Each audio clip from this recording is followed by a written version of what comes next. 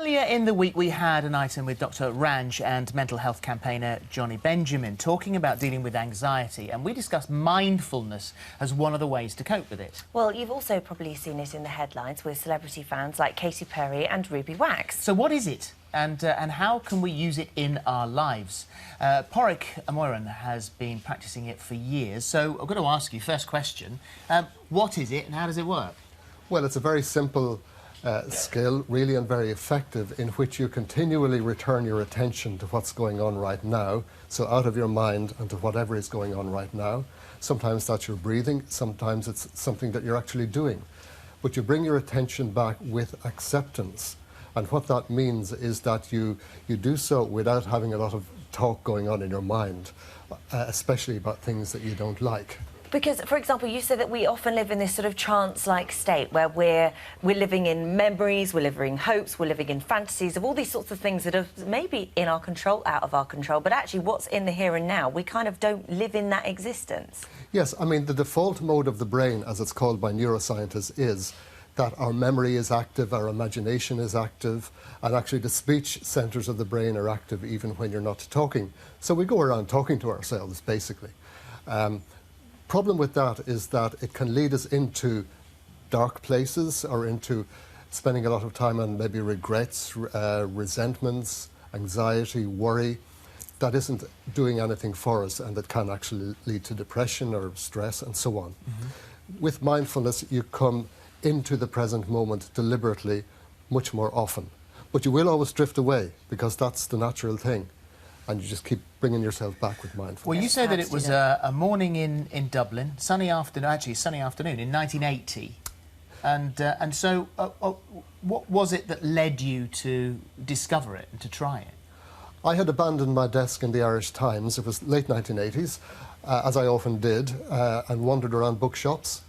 And in the big bookshop in Dublin, Eason's, I found in the Mind, Body, Spirit section, as it's called now, a book on mindfulness. It was called The Heart of Buddhist Meditation, and I thought, that's a really weird book. You just didn't see books like that at the time. So I reached out and I opened it at the section on mindfulness, and I read about 2 pages, and I tried it, and I liked it.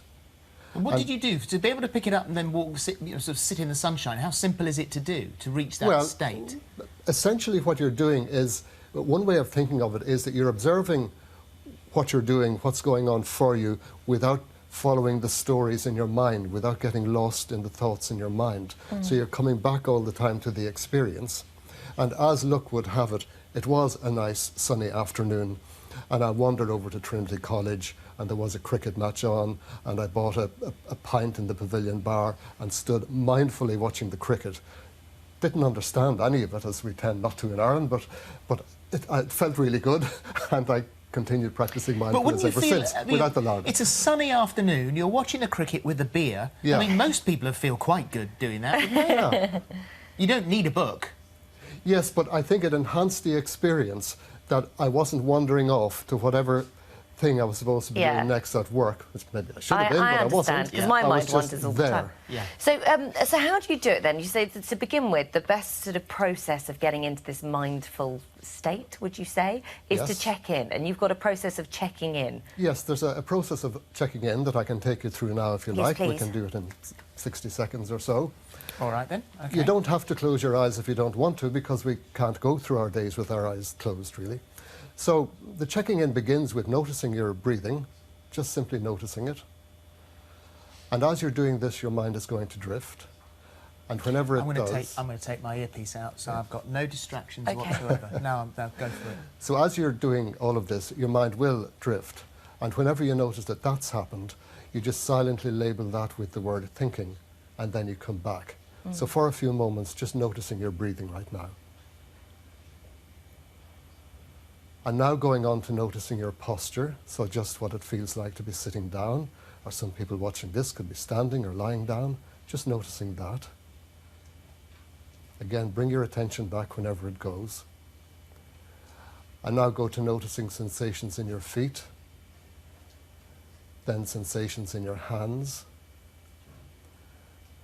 And now just turn to noticing sounds, but noticing sounds without commenting on them or judging them. So start with sounds in your immediate environment,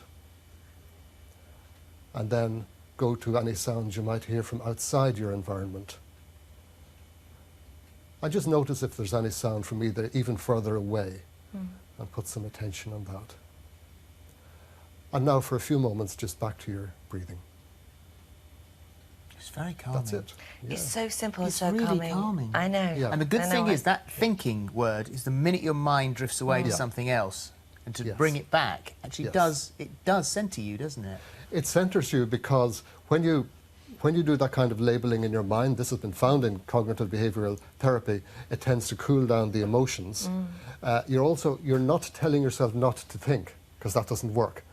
So you're accepting that you're thinking, and you're just getting on with things just by labelling. And it's a very useful tool in other areas of your life as well. And like you just said then, because it is very calming, it's actually a very good tool for children or for teenagers to use.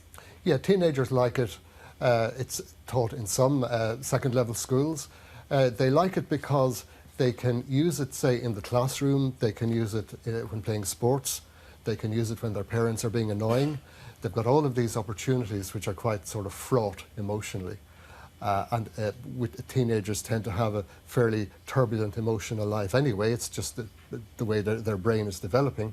And so something like mindfulness is great for them because you can be mindful without people knowing that you're doing it, you know. It's equally good. I mean, at business meetings and things like that, I know people who go into mindfulness of their breathing when things get hot and heavy.